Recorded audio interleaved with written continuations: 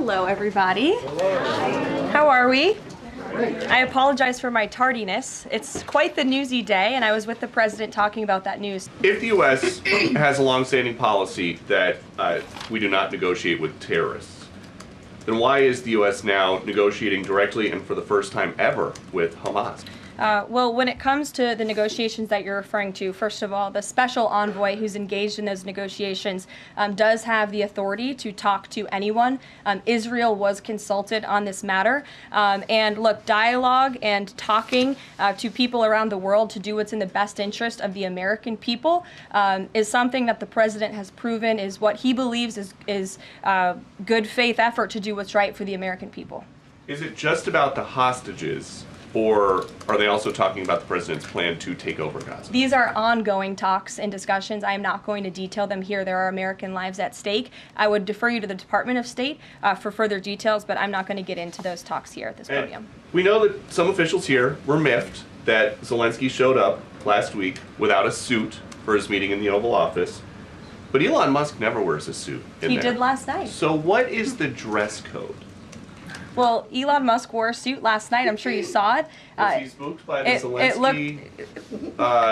Zelensky getting kicked out? No, I don't think so. I'm just pointing out that he did wear a suit last night, and I think the president liked that very much, and he looked great. The president read parts of the letter that he received last night from President Zelensky. Can you give us a sense of when President Trump now plans to sign that minerals deal after receiving that letter? Those talks are happening as we speak. I just saw the National Security Advisor.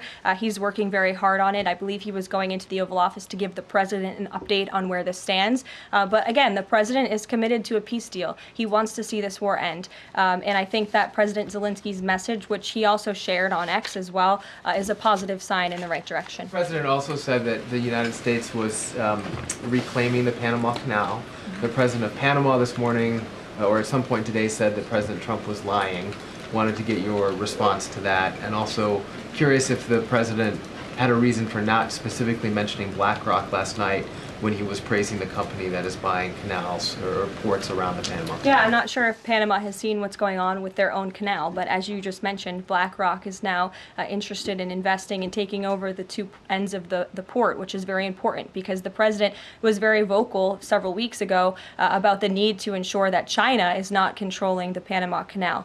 This is a very important place for the United States of America. We also saw that the Panama Canal lifted fees on our U.S. naval ships that are going in and out of the canal. That's a win for the United States of America, and the president will continue to ensure that the Chinese government, the CCP, cannot be infiltrated in the Western Hemisphere, and certainly not in the Panama Canal, which is a very important place for our country.